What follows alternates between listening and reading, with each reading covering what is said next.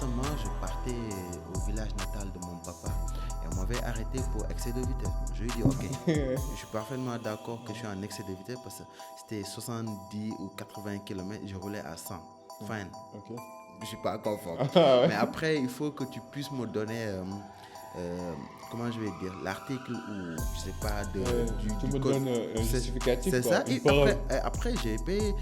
Et finalement, moi, je lui dis, aucun problème, je vais payer, mais il faut que qu'on fasse les choses bien. Bon, ce sont de petits actes là qui vont permettre de mieux lutter contre la corruption.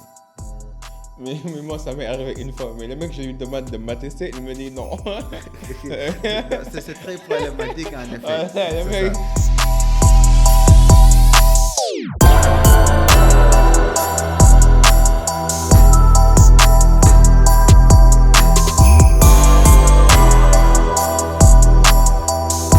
Salam, Zia, bonsoir à tous et à toutes, j'espère que vous allez bien. Je suis Oboy Habib Sall et qui est sur le mot du Sall. Bienvenue au Cercle d'Influence Podcast, votre cercle qui s'inspire à inspirer avant d'expirer. Moussa Silla, bienvenue au cercle. Merci beaucoup Habib et merci beaucoup de cette très belle invitation. En tout cas, je suis honoré. J'ai lu tes articles sur LinkedIn, sur la conformité des banques. Et j'avoue que tu fais un travail extraordinaire et exceptionnel. Merci et je beaucoup. t'en félicite pour ça. Merci. Pour les gens qui nous écoutent, est-ce que tu peux nous parler brièvement de toi et de ton parcours? Merci encore une fois Habib, merci pour cette belle invitation et c'est avec un grand honneur que je suis ici au Cercle de l'Influence. Tout d'abord, Moussa Silla. Là, actuellement, j'occupe le poste de directeur de la conformité dans une institution financière. Avant cela, j'étais responsable du service lutte anti-blanchiment et avant ça aussi, j'étais un chargé de conformité.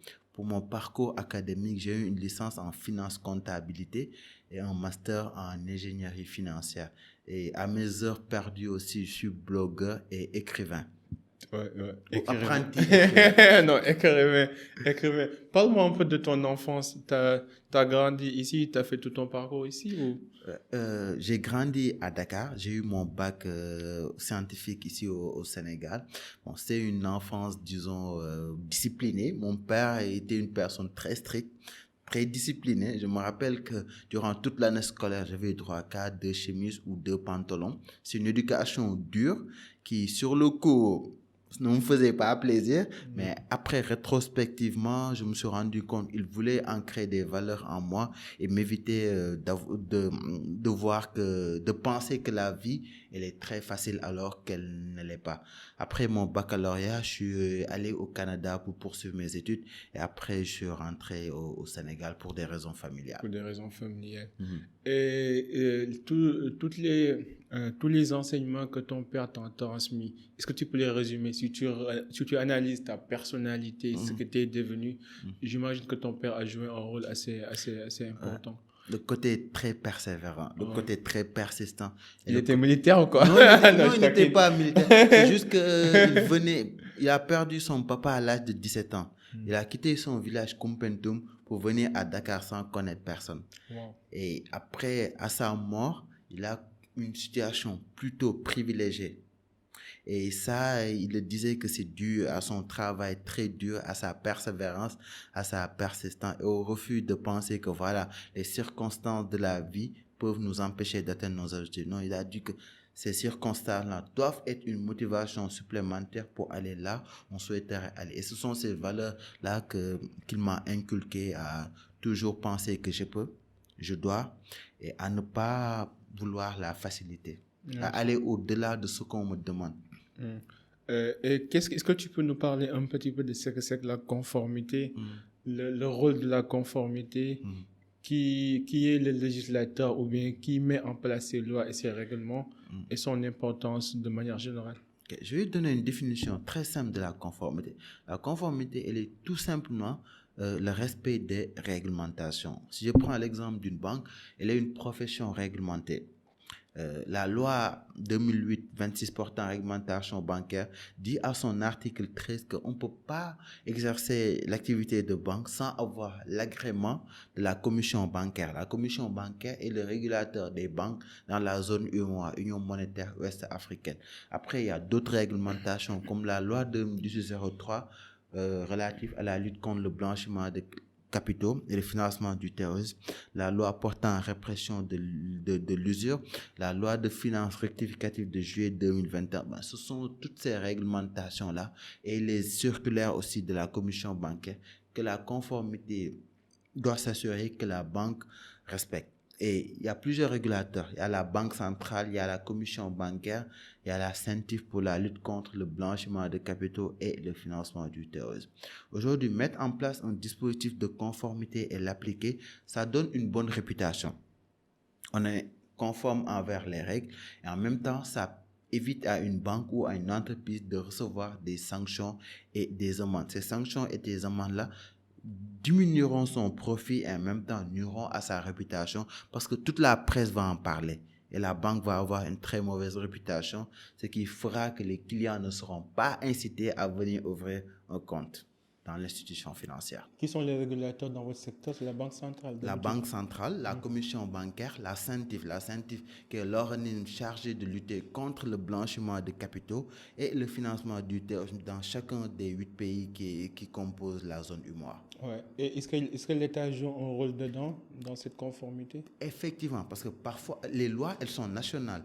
Aujourd'hui, si je prends l'exemple de la loi portant répression de l'usure, elle a été votée à l'Assemblée nationale.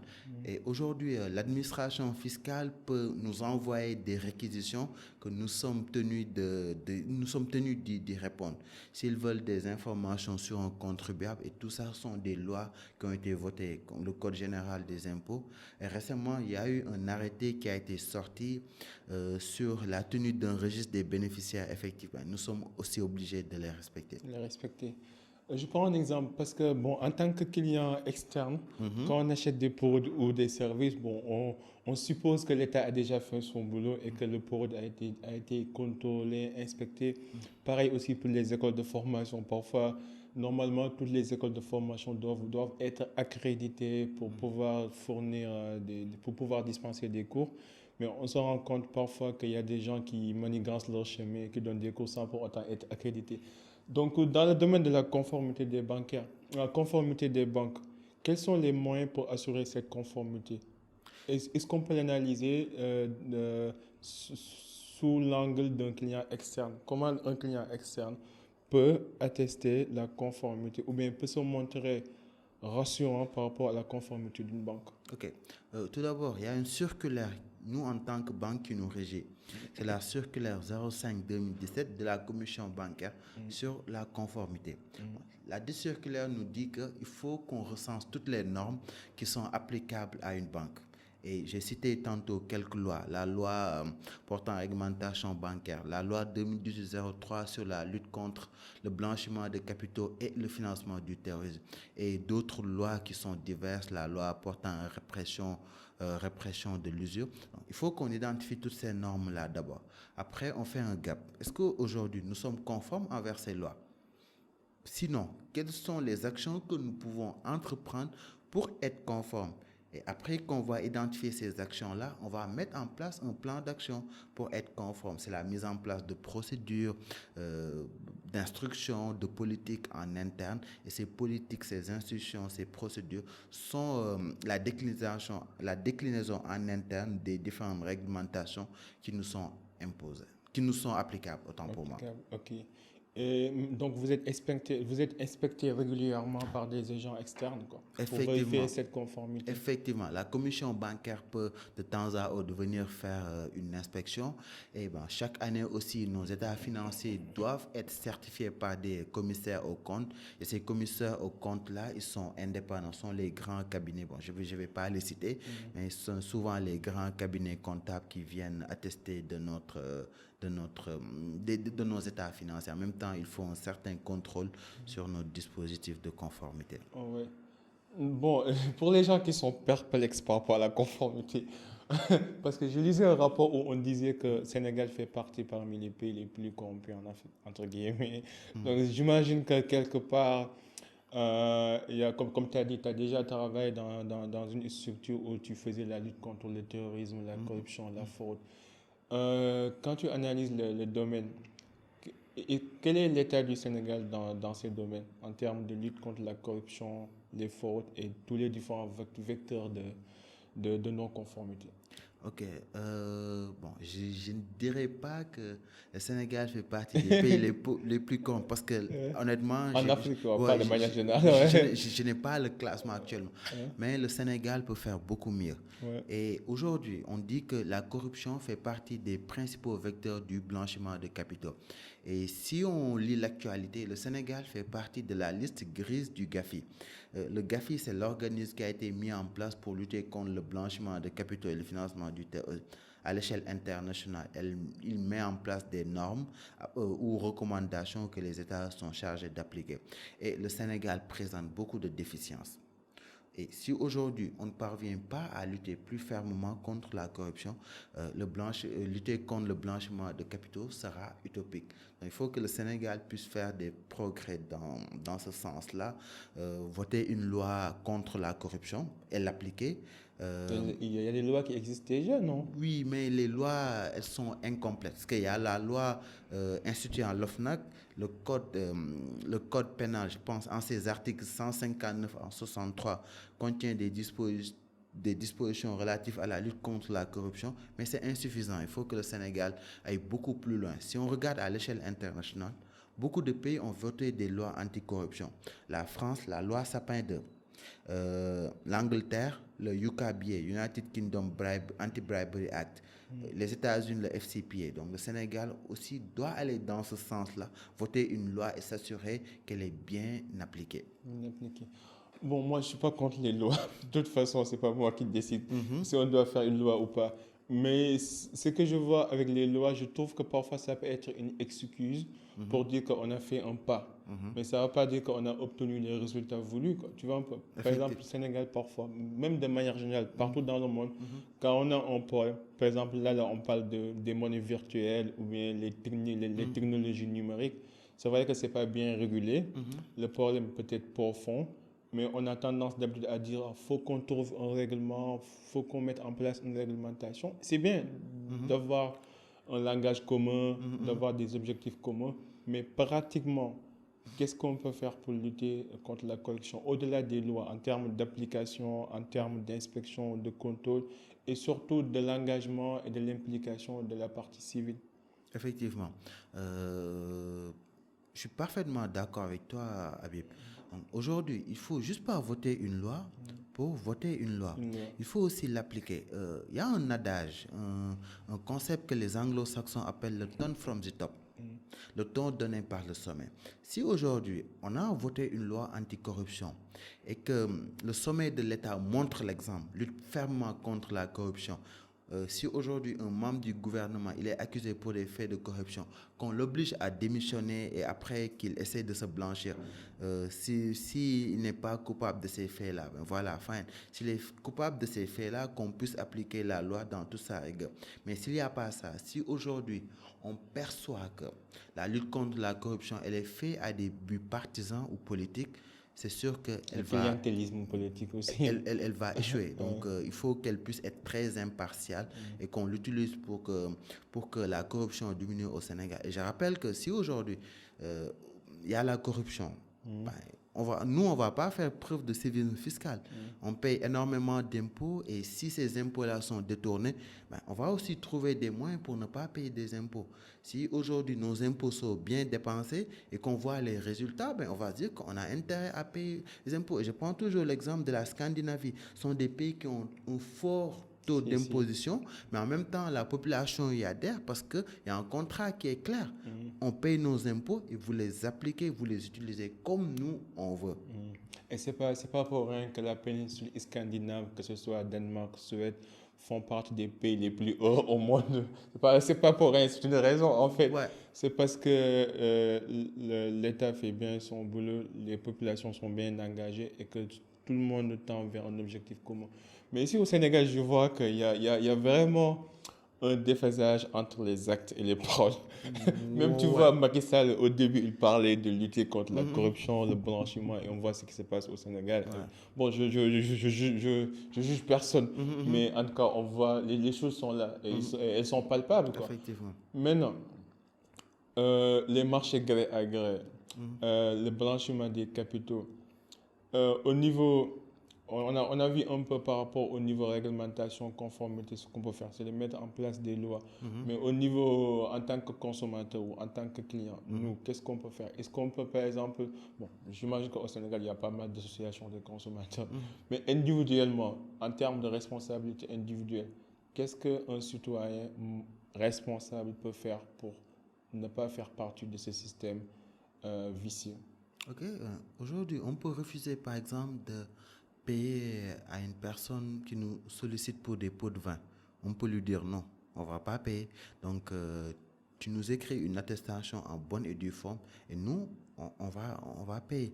On va payer à l'autorité de droit. Parce que récemment, je partais au village natal de mon papa et on m'avait arrêté pour excès de vitesse. Bon, je lui ai dit, OK, je suis parfaitement d'accord que je suis en excès de vitesse parce que c'était 70 ou 80 km, je roulais à 100.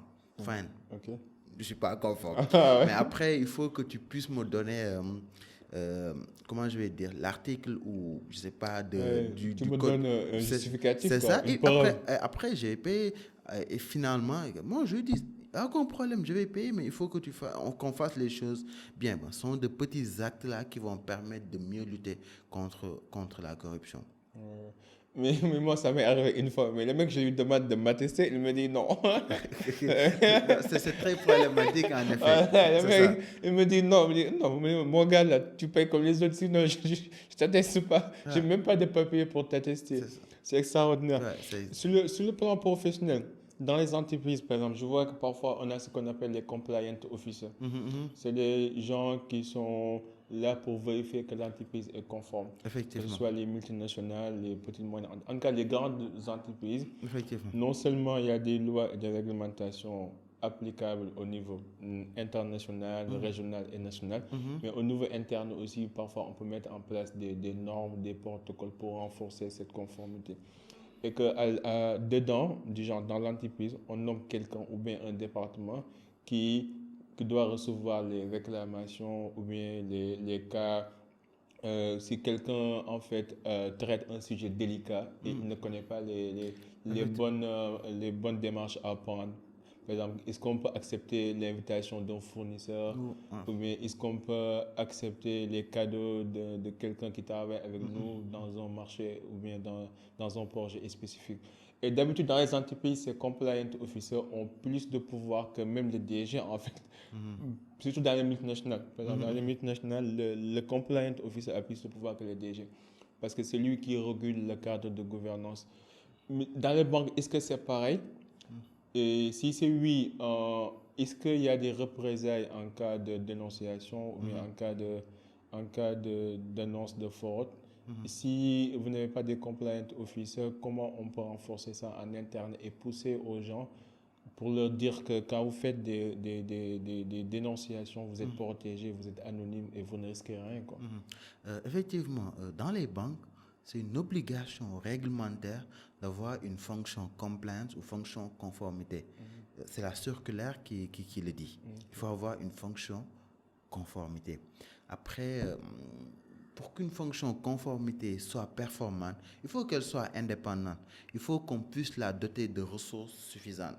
Aujourd'hui, supposons que moi je suis conformité, j'ai besoin de 10 personnes pour faire mon travail et que j'ai que 2. C'est sûr que je ne vais pas mettre en place un bon dispositif de conformité. Et encore une fois, je reviens sur le tone from the top.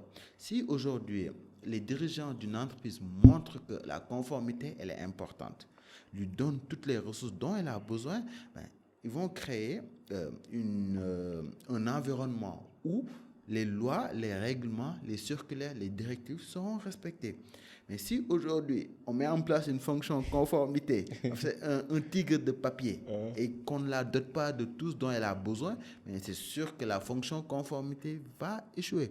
Et après, pour revenir sur le droit d'alerte, c'est la faculté donnée aux personnes qui voient des actes bizarres de pouvoir le dénoncer d'une manière anonyme.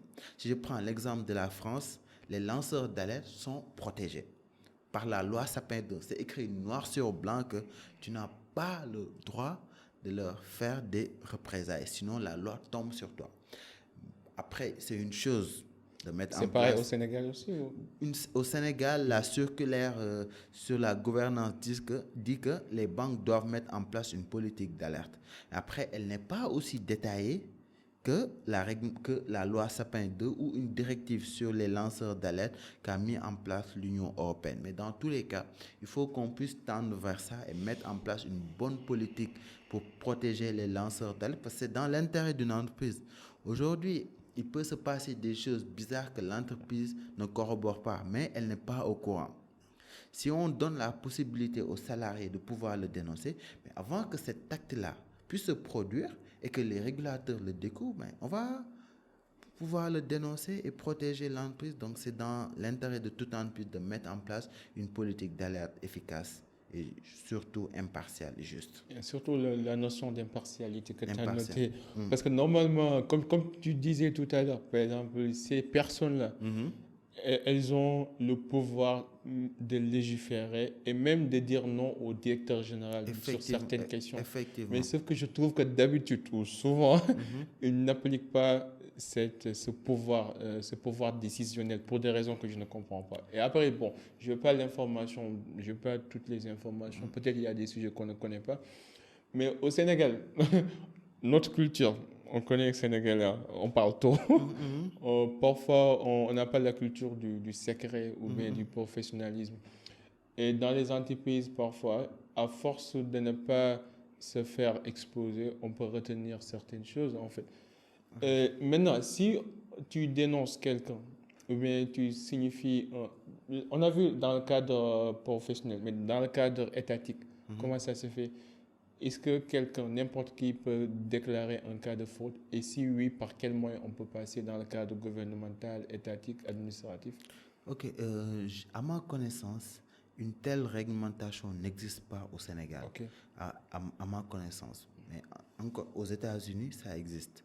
En France, dans la loi Sapin 2, c'est écrit noir sur blanc. Okay. Dans l'Union européenne aussi, il y a une directive qui a été mise en place pour ça. Mais au Sénégal, à ma connaissance, une telle réglementation n'existe pas encore. Et dans l'un de mes articles, j'avais dit que pour lutter contre la corruption, le Sénégal doit mettre en place une telle politique de protection des lanceurs d'alerte. C'est très important. Aux États-Unis, c'est Barabary Act ou c'est pas ça? Oui, c'est FCPA. Et puis, il y a aussi une autre réglementation qui, même les personnes qui lancent des alertes là, si aujourd'hui l'entreprise elle est sanctionnée, par exemple, le lanceur d'alerte, il a un pourcentage de l'amende. Ah ouais, ça motive les gens. Ça, c'est motivant. C'est ça. Ça, c'est motivant. Ah, super, super. Parce qu'au Sénégal, bon, on voit ce qui se passe dans le gouvernement, hein, mais bon, personne ne dirait. Et si tu prends le cas de Ousmane Sonko avec son histoire, il a essayé, mais je ne pense pas que ça aboutit quelque part. Effectivement. Ouais. Effectivement. Maintenant, en termes d'économie de manière générale, je pense que la conformité aussi participe au développement économique d'un pays. Effectivement. Parce qu'aujourd'hui, si toutes les entreprises mettent en place un dispositif de lutte contre la corruption, mais finalement, l'État aussi luttera plus fermement contre la corruption. Je m'explique. Quand un investisseur veut venir dans un pays, il s'assure que la justice du pays, elle est impartiale. Il s'assure que les lois sont bien appliquées. Il s'assure qu'elle n'aura pas à payer des pots de vin, par exemple. Et cela les motive à venir investir dans un pays. Et c'est pour cela que dans l'environnement des affaires, un pays qui est réputé moins corrompu, il attire beaucoup plus souvent plus d'investissements extérieurs. Donc, c'est très important pour l'Afrique d'une manière générale et pour le Sénégal d'une manière particulière de lutter encore une fois plus fermement contre la corruption parce que c'est un argument de poids pour attirer les investisseurs internationaux. Ouais, j'avoue. Mais tu as déjà entendu parler de Doing Business, le fameux Doing Business. Ouais, Mais c'est quoi ça? Je vois tout le temps Macky Sall, en fait, s'en féliciter. On a pris des pas sur le classement Doing Business, blablabla. Mais c'est quoi ça? En fait, il me semble, je ne connais pas toutes les péripéties du point. C'est un classement pour dire la facilité des affaires à l'échelle internationale. Et mieux tu es classé, et mieux, ça veut dire que pour les investisseurs, ils auront plus de facilité pour investir dans son... Et puis, on vit dans un monde globalisé ou mondialisé où les classements, qu'ils soient bons ou mauvais, ils comptent. Ce sont des arguments de marketing politique et international. C'est pour cela, certainement, qu'ils se battent pour figurer au premier rang. Mais je ne pense pas que ça reflète la réalité. Parce que je donne un exemple. Bon, on sait tous que la régulation, c'est bien, mais on peut aussi surréguler. Effectivement, je suis d'accord. On peut mettre en place tellement de règles et tellement de lois que le business devient difficile. Je suis d'accord. Par exemple, pour ouvrir, pour faire une demande de branchement électrique, ça peut prendre des mois parce qu'il y a trop de personnes dans la chaîne, il y a trop de dossiers à fournir. Et je ne sais pas si tu connais Margaret Wade. J'ai entendu parler de lui. Oui, elle est très reconnue aux États-Unis. Elle est sénégalaise d'origine, mais elle a travaillé à Silicon Valley et tout. Et après, elle a voulu revenir pour investir au Sénégal. Je pense qu'elle est la propriétaire d'une entreprise qui fait des jus locaux, que ce soit Bouille, Bissap. Et elle a trouvé un partenariat avec Coca-Cola, de telle sorte que ces jus locaux sont vendus partout dans le monde grâce à elle, quoi. Mais elle expliquait un petit peu son histoire quand elle est revenue au Sénégal pour installer sa boîte. Mais après, elle s'est rendue compte que le Sénégal, on n'a pas un free market. Du genre, tout est surrégulé. Même pour faire une demande de branchement électrique, même pour créer son entreprise, même, elle a dû attendre pendant 4 mois pour que ça soit formalisé. Et ça, c'est parce qu'elle connaissait des personnes. Mais si elle était personne, ça aurait pris peut-être un an. Et qu'elle disait que c'est cette surrégulation, le fait qu'à chaque étape, tu es obligé de corrompre quelqu'un pour arriver à l'autre étape, qui fait que l'Afrique est pauvre. Ce n'est pas parce qu'on n'a pas les moyens, ce n'est pas parce qu'on n'a pas les ressources, c'est la surrégulation. Donc, en tant qu'expert en conformité, quand tu analyses le free market, la surrégulation, pourquoi? Ok, moi je suis plutôt free market. Je suis plutôt free market. Après, au Sénégal, je trouve qu'il y a beaucoup trop de réglementation et de régulation. Et cela fait que la chaîne, elle est très, très, très, très longue. Il est aussi important que les fonctionnaires soient un peu plus performants qu'ils ne le sont aujourd'hui. Ce que tu peux, je ne comprendrai jamais pourquoi, quand tu vas aller demander un extrait, qu'ils te disent de revenir dans 2-3 jours. Donc, c'est aberrant. Et c'est la même chose aussi pour les autres aspects, si tu as besoin de quelque chose. Alors que si chacun faisait son travail comme il faut, la chaîne prendrait moins de temps et les choses s'accéléreront dans le pays. Donc, c'est important. Et ce qu'elle disait à propos de la lutte contre la corruption, c'est à chaque étape de la chaîne, tu es obligé de corrompre ou de verser des pots de vin. Imagine, nous, en tant que Sénégalais, c'est notre pays. On va rester là. Mais l'étranger qui a la possibilité de faire un benchmark entre le Sénégal, l'Inde, la Côte d'Ivoire, je ne sais pas, l'Italie, et si s'il voit que les autres pays sont beaucoup plus rapides et qu'il n'y a pas de corruption, le choix, il est vite fait. Donc, c'est un argument de politique internationale très importante que c'est lutte contre la corruption et l'efficacité de la fonction publique.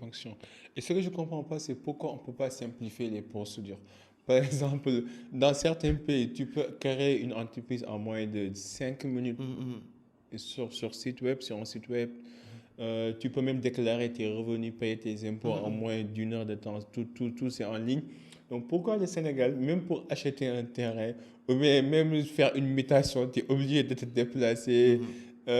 On va aller chercher dans les archives, sortir un papier, puis revenir. Qu'est-ce qui fait qu'on ne peut pas simplifier, vu qu'on vit dans un monde numérisé? Est-ce que parce que derrière la corruption fait gogo et que les parties prenantes, elles y gagnent, ou c'est parce que tout simplement, ça les arrange, quoi. Ouais, après, il faut aller faire un peu plus de digitalisation. Je ne sais pas si ça les arrange, hein, mais peut-être que parfois, certaines personnes au sommet de l'État sont dépassées. Tu Euh, penses? ouais, Hein? elles sont, parce qu'aujourd'hui, quand je vois certaines personnes, elles sont là depuis les indépendances, depuis 1960. Depuis 1960 à aujourd'hui, c'est 62 ans. Et si tu n'as pas pu changer le Sénégal en 62 ans, c'est pas aujourd'hui que tu pourras le faire. Mais si à la place on amenait un jeune euh, qui a étudié avec de nouvelles méthodes, qui a une certaine conception du travail, qui voit que le digital permet d'aller plus rapidement, et si on met ce genre de personnes-là à la tête de plusieurs structures, c'est sûr que les choses vont aller très vite. Je suis d'accord. Ah, mais après, c'est pas des solutions innovantes en fait. Maintenant, avoir un site web, c'est logique. Ça, Donc, c'est pas comme si c'est diable. Je vois, c'est pas comme si on est en train de réinventer là-haut, quoi. Pour ces politiciens-là, moi, je comprends pas. Par exemple, et même comme tu disais sur le plan économique, imagine si chaque étape, tu es obligé de corrompre quelqu'un. Mais imagine, tu n'as pas les moyens. Tu viens de ouais. lancer ta boîte, tu n'as que Mhm, 1 million comme investissement. mhm, Et, mhm. et, et là, tu dois payer 500 000 juste pour avoir ton entreprise, C'est ça, sans pour autant compter payer les 4 mois de caution pour le loyer. Tu c'est vois, ça, c'est ça. genre, ça devient des goulots d'étranglement, d'étranglement. Et c'est Effectivement. pour ça qu'au Sénégal, tu vois de plus en plus d'étrangers, que ce soit les Indiens, que ce soit les Chinois, Mhm, mhm, parce qu'ils viennent avec un pouvoir financier, avec un pouvoir d'achat, mhm, mhm, qui fait que le Sénégalais local, il peut pas compétir avec un Chinois. Parce que moi, je vois un magasin qu'on loue au centre-ville. Je vois le propriétaire, il me dit, je loue ça à 1 million. Alors que d'habitude, on doit le louer à 500 000. Mais tu vas voir le Chinois, il va te prendre ça à 1,5 million. mhm, mhm, Parce mhm. qu'il a le pouvoir financier. Donc, est-ce que ce n'est pas à nous, l'État, de réguler, d'être protectionniste, nationaliste? Quelle est ta notion des choses sur le protectionnisme et le nationalisme? Ok. Je suis pas aussi. Quand je dis que je suis free market, je dis pas que l'État doit donner tous les marchés, toutes les terres aux Je suis étrangers. d'accord. Ça, c'est aberrant. Donc, il faut une certaine préférence nationale. Et même si on donne un contrat à une entreprise étrangère, il faut lui imposer des clauses pour lui dire qu'il faut des transferts de compétences Compétence. pour les entreprises locales. Mais si aujourd'hui, euh, le TER ou le BRT, je ne sais pas comment ça se passe, hein, je donne juste un exemple. Si aujourd'hui tu donnes le marché à une entreprise étrangère et que tu ne l'exiges pas de former des entreprises nationales, mais une fois que le TER, ils vont rentrer chez eux et encore construire un autre terre autre part. Mais si aujourd'hui ils formaient les entreprises sénégalaises ou les entrepreneurs sénégalais ou des techniciens sénégalais à comment construire un terre, mais aujourd'hui, demain, un autre Sénégalais peut créer une entreprise et aller gagner un marché de terre au Mali, au Niger. Et les Asiatiques, c'est ce qu'ils font. Quand ils te donnent un contrat, aujourd'hui, si on n'a pas les compétences pour faire un terre, c'est sûr qu'on ne va pas donner le marché à un Sénégalais. C'est aberrant. On va le donner aux entreprises étrangères qui savent le faire, mais au moins leur imposer un transfert de compétences. C'est ce que faisaient les Asiatiques. On te donne le marché, mais après tu formes nos entreprises. Et demain, les Asiatiques, ils vont concurrencer ces entreprises-là qui avaient construit les choses. Donc, c'est important de penser à long terme. Mais je ne suis pas pour le nationalisme. Oh non, non, non, non, il faut tout donner aux Je suis Sénégalais. d'accord, parce qu'il y a certaines compétences que nous n'avons pas, ça c'est sûr. Effectivement, effectivement, Les compétences marines, il y a certaines compétences techniques effectivement, que nous ne effectivement, maîtrisons pas. Mais effectivement. jusqu'en fait, ce que tu dis là, ce qu'on s'est dit là, c'est pas diable, non? Et c'est logique. C'est Donc très pourquoi on ne le logique. fait pas? Moi, c'est ça mon problème en fait. En fait, déjà, même un petit enfant, tu lui expliques ça, il comprend. Donc pourquoi au niveau sommet, au niveau hiérarchique, au niveau gouvernemental, pourquoi on ne peut pas faire ce genre de choses? Par exemple, même les termes, moi j'ai entendu que le contrat de maintenance est donné à une structure étrangère. C'est extraordinaire. Ouais, ouais. Mais je trouve que ce sont des choses aberrantes. Mais après, est-ce que nous votons pour les bonnes personnes? Le choix des Sénégalais, il est démocratique. Si aujourd'hui on décide d'élire une personne, ouais, en démocratie, la personne qui recueille le plus de voix, elle est maire ou elle est députée ou elle est présidente de la République, ça, on n'y peut rien. Mais est-ce qu'on regarde bien les programmes des gens? Est-ce qu'on regarde la vision qu'a la personne?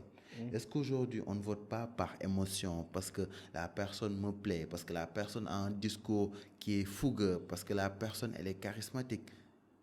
Il faut réfléchir, il faut aller au-delà de tout ça. Et parfois, tu vas voir des personnes qui ont de très bons programmes, mais peut-être qu'elles sont un peu ternes, et bon, c'est un peu de leur faute aussi, parce que le message, il faut être capable de le dire d'une manière très séduisante.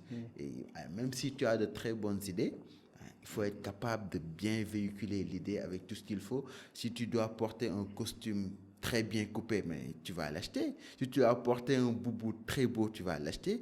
Et après, si ça va te permettre de mieux faire passer ton message, mais il faut le faire.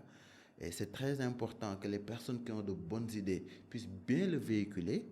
Et nous, Sénégalais, que nous puissions aller au-delà de l'émotion et voir quelle vision a la personne pour notre pays, où il veut amener le pays, comment comment il veut amener le pays là où il veut l'amener.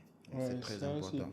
Mais après, bon, on a vu un petit peu les normes, les lois et les règlements. Mais de votre côté, en tant que des personnes qui sont dans le domaine, Mhm. est-ce que parfois, quand vous analysez et que vous collectez Mhm. les exigences ou les besoins ou les demandes des clients, des populations, est-ce que vous avez le pouvoir et la légitimité de demander un amendement à une loi spécifique ou bien qu'on mette à jour une nouvelle loi, un nouveau règlement? Comment ça marche? Par exemple, bon, je sais que les lois sont dynamiques, quoi. Les règlements aussi sont dynamiques. Mais est-ce qu'il y a des comités ou des commissions dans lesquelles vous participez et que le but, c'est vraiment de voir l'évolution du client, de la clientèle, l'évolution des besoins pour dire que non, sur ce point, on doit faire un changement parce que on n'a pas les mêmes réalités, quoi. Effectivement. Comment ça se passe? Effectivement. Bon, en fait, les entreprises dans le secteur d'activité ont en général leur association. Et après, s'ils voient quelque chose qui ne les arrange pas, elles peuvent tous se concerter et en faire part à leur association qui va porter le combat. Après, je pense que le lobbying au Sénégal, il n'est pas encadré. Je pense même pas qu'il y a une disposition réglementaire mais dans l'Union européenne, par exemple, en France, aux États-Unis, le lobbying, il est bien encadré et les entreprises, ils vont pousser dans leur sens, donc proposer des amendements qui vont aller dans leur sens.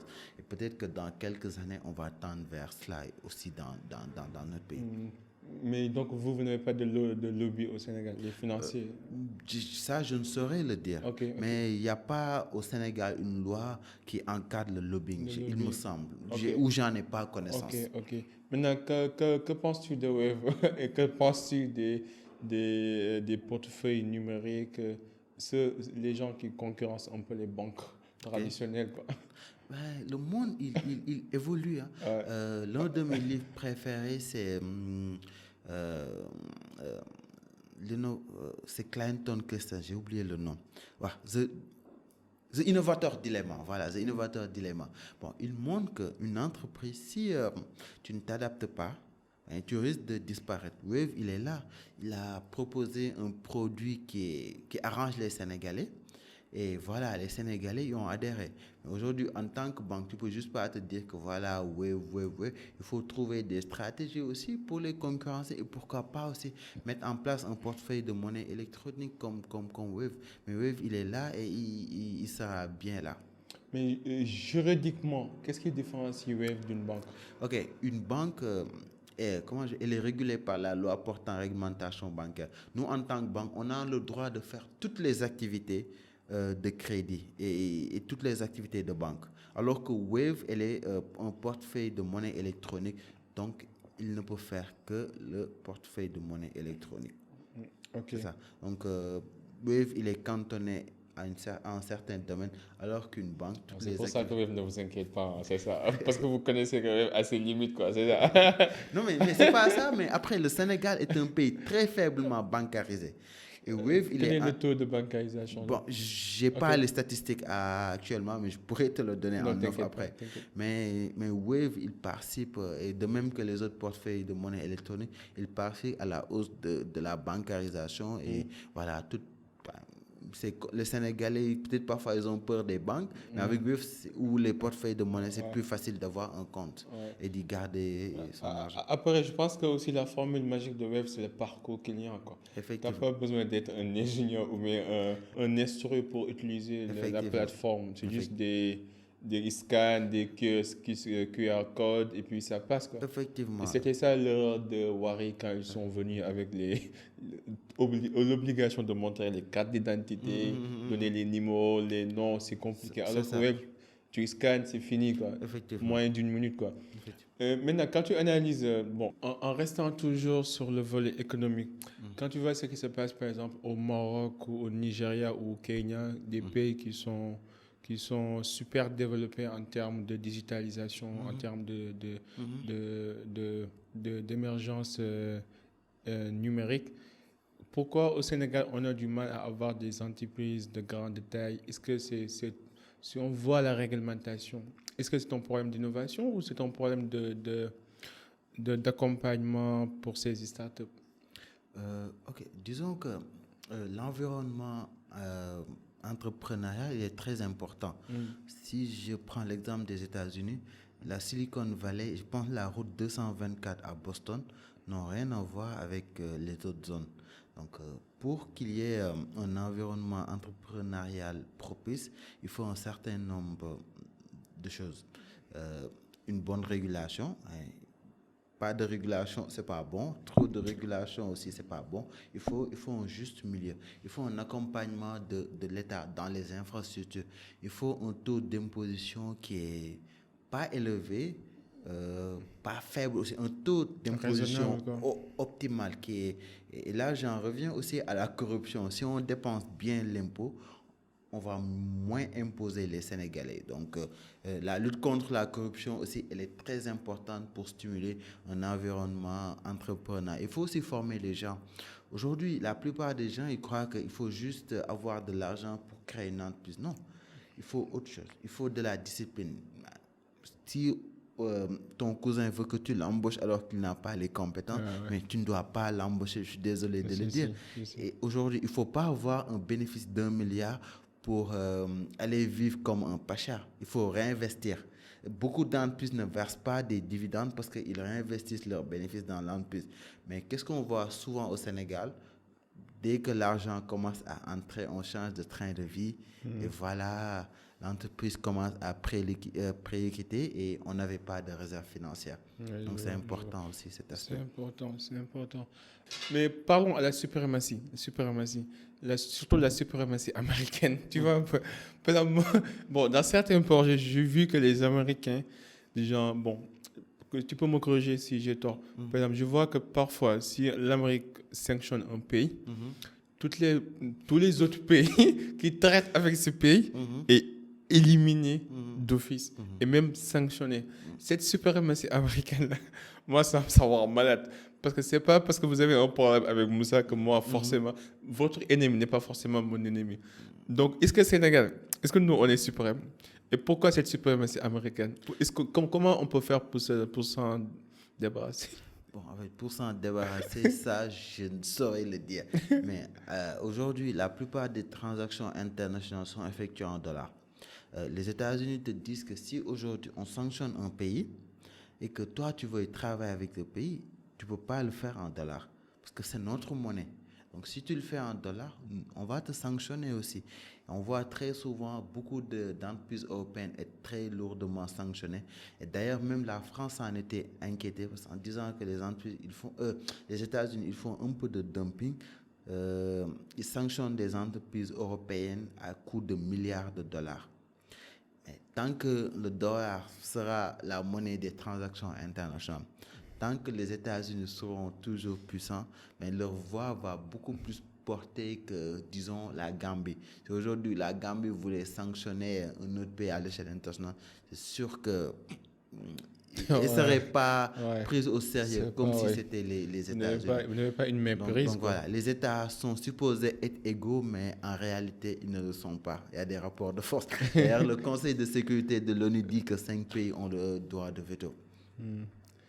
Mais techniquement ou juridiquement, par exemple, c'est à cause de leur suprématie économique qui leur donne cette légitimité. Disons, textuellement parlant, est-ce qu'ils ont le droit? Je ne dirais pas qu'ils ont le droit, parce que normalement, les sanctions doivent être décidées par le Conseil de sécurité de l'ONU. C'est ça que je ne comprends pas. Genre, c'est comme si on outrepasse les lois, quoi. Oui, mais après, on a vu ce qui s'est passé en Irak. Le Conseil de sécurité de l'ONU ne voulait pas, mais ils ont quand même attaqué l'Irak. À quoi servent les lois? Alors, si les plus puissants peuvent s'en débarrasser. Bon, je ne dirais pas qu'ils peuvent s'en débarrasser, mais il y a des réalités géopolitiques et internationales sur lesquelles il faut compter. Donc, et là, ces réalités sont là. Les États-Unis sont le pays le plus puissant au monde. Leur monnaie, le dollar, il est utilisé dans pratiquement toutes les transactions internationales. Et tant que cette situation persistera, ben, ils auront toujours beaucoup d'influence. Ouais. Donc, la conformité aussi va avec ton niveau d'influence, quoi. Ouais. On n'y peut rien. C'est comme David et Goliath, quoi. Si le moins fort est toujours opprimé.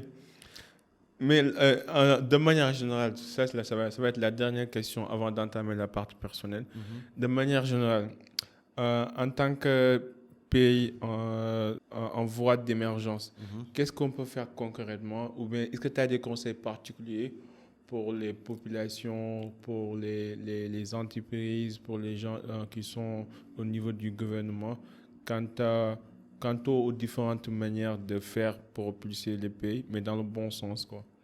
Moi, je dirais qu'il faut beaucoup investir dans l'éducation, et une éducation de qualité, dans la santé aussi. Aujourd'hui, j'étais dans un hôpital public parce que voilà, il y avait une urgence pour ma fille et j'étais très choqué. Déjà, à l'hôpital, il était délabré. C'était pas beau à voir. Donc, il faut aussi un bon investissement dans l'éducation. Il faut savoir prioriser. Et je n'arrêterai pas de dire que beaucoup d'institutions au Sénégal sont inutiles. Et cet argent-là aurait pu être épargné pour être investi autre part. Un pays, je prends toujours l'exemple de la Suède, du Danemark, de la Norvège. Les Scandinaves, ouais. Les pays scandinaves d'une manière générale, leurs ministres, certainement, ils ont beaucoup moins d'avantages que nous, nos ministres. C'est sûr. Et c'est aberrant alors qu'ils sont des centaines de fois plus riches que nous.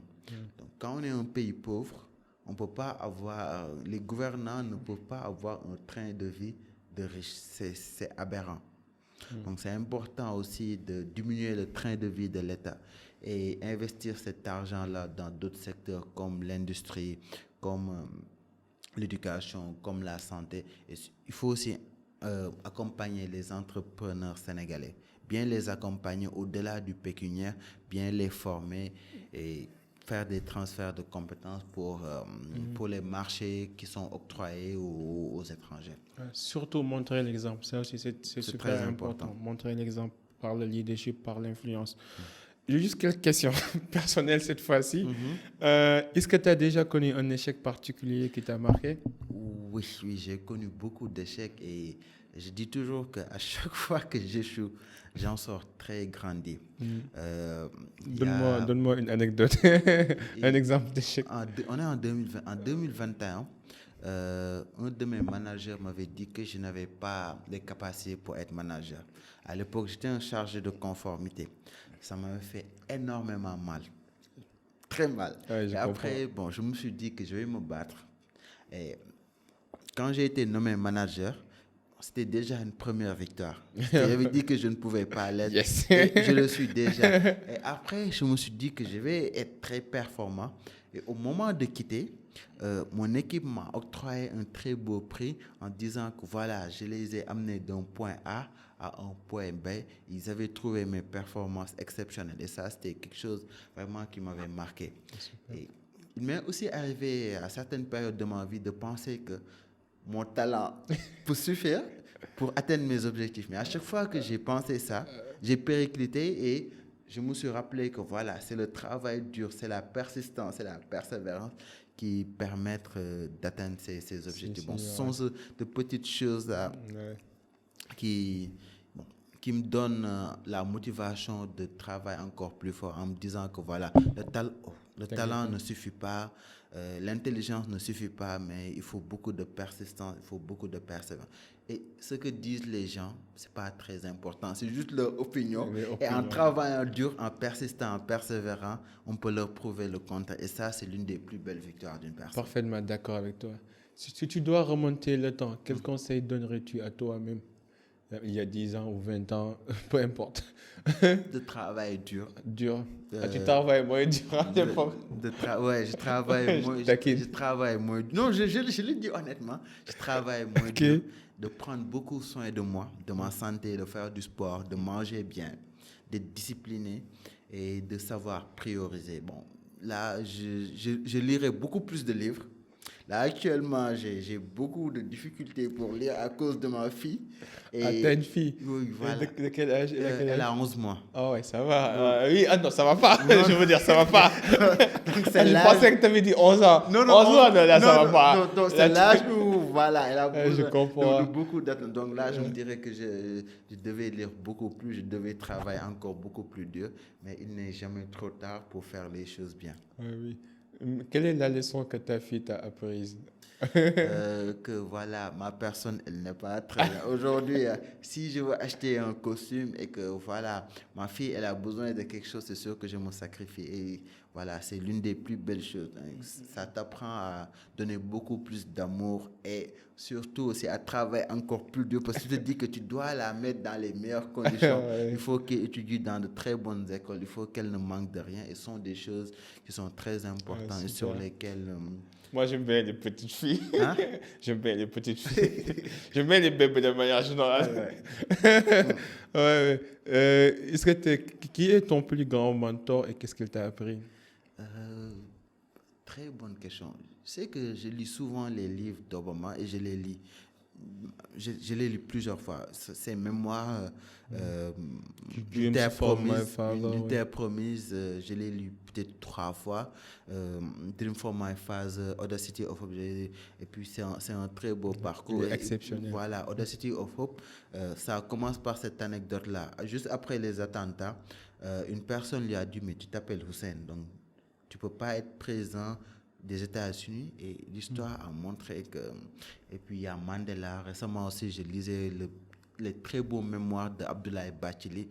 Voilà, je ne connaissais pas bien le personnage, mais c'est un très beau parcours. Parce qu'on l'avait exclu du lycée.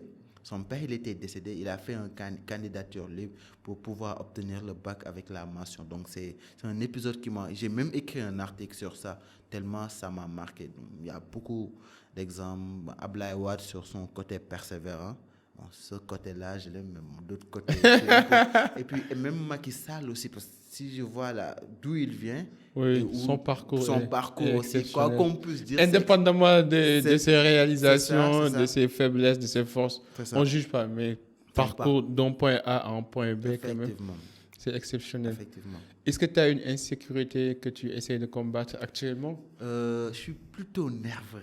Ah bon? T'as pas l'air. Je ne connais pas, mais bon. Je sais. Je suis plutôt nerveux et c'est un aspect sur lequel je travaille. Qu'est-ce qui déclenche ta nervosité? Je sais pas. Je sais pas. Forcément, il y a des déclencheurs. Pas forcément. Après, parfois, je peux réagir au quart de tour pour des choses qui n'en valent pas la peine. Mais c'est un aspect sur lequel je travaille énormément. Il y a beaucoup de progrès. Parce qu'avant, on me disait « Tango hol ou le gars mer ». Mais maintenant, je travaille pour être beaucoup plus calme, détendu, relax. Et puis voilà. Tu fais de la méditation, c'est ça? C'est ça. Faire de la méditation et tout. Est-ce qu'il y a une question particulière que tu aimerais qu'on te la pose souvent? Je veux quelque chose de spontané. Hein. Donc, si on me pose n'importe quelle question, si on me la pose, si je peux répondre, je réponds. Si je ne me sens pas confortable pour répondre, je vais juste tourner la question et éviter de répondre. Quoi. Donc, tu n'as pas une question particulière que tu aimerais qu'on te la pose, ça va? Non, ça va. Tu as répondu à toutes les questions possibles. Quoi. C'est ça. C'est super. Et maintenant, est-ce que tu es heureux? Ouais, je suis très heureux. Et qu'est-ce qui constitue les ingrédients de ton bonheur? Euh, Par la grâce de Dieu, je suis en bonne santé. J'ai une famille merveilleuse. J'ai un travail qui me permet de vivre confortablement par la grâce de Dieu. Et si je regarde ma situation par rapport au Sénégal et moi, je rends grâce à Dieu. J'ai beaucoup de passions qui me permettent d'avoir une vie intéressante, la lecture, l'écriture, le sport, le Barça, même si ça se passe un peu moins bien ces temps-ci. Ah là, vous perdez. Ouais, la Même grande... demain aussi, vous Ouais, allez perdre. et je suis excité pour la prochaine Coupe du Monde que le Sénégal va gagner, évidemment. Et voilà, donc c'est une vie On verra. calme, équilibrée et voilà, qui me permet Oui. d'envisager l'avenir avec beaucoup d'optimisme par la grâce de Dieu. Oui, je suis content pour toi, ça c'est vrai. En tout cas, tu as beaucoup de choses auxquelles pour, être reconnaissant, quoi. C'est ça. Et quelle influence aimerais-tu laisser dans ce monde? En me disant que voilà, il y avait une personne, Moussa Silla, qui était une personne normale, mais qui, à la fin de sa vie, a fait des choses extraordinaires pour le Sénégal et qui a permis au Sénégal de quitter un point A à un point Z, qui fait partie des personnes qui ont permis le développement de ce pays par sa vision, par son leadership, qui a laissé un Sénégal non corrompu, un Sénégal avec de bonnes infrastructures, un Sénégal où tout Sénégalais et toute Sénégalais se dit que je peux rester dans ce pays, y vivre et y réussir ma vie.